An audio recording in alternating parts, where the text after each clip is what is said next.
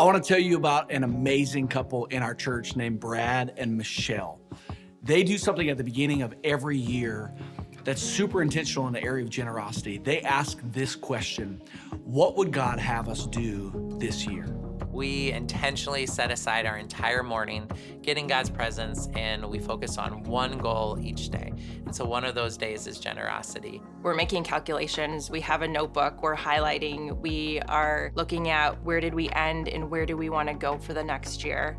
And so we always start with the tithe. We know that that's just giving back to what the Lord's already given us. And then being at River Valley and having a heart for the house, we want to do as much as we can for Kingdom Builders.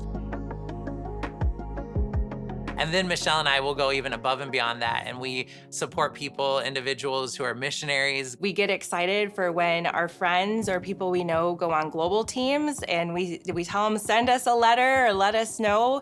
Maybe we go to dinner with somebody and we have set aside money knowing we want to be generous. We're going to grab that check first. And so it's really fun to be able to see, even within generosity, how you can get organized and have a plan and just see where God takes it. I love that phrase that Brad said, we want to do as much as we can. I love their heart posture. It's more than intentionality. There's like an urgency to be generous.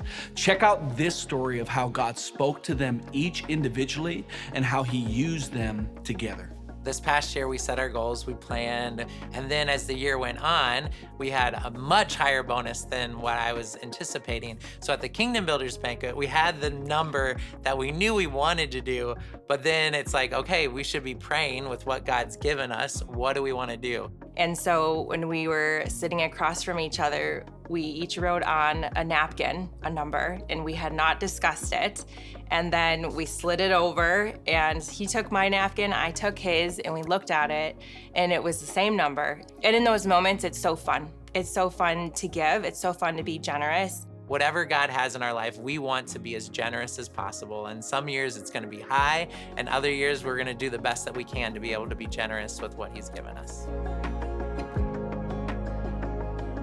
God's hand of blessing is for sure on their life. We can see it in this story.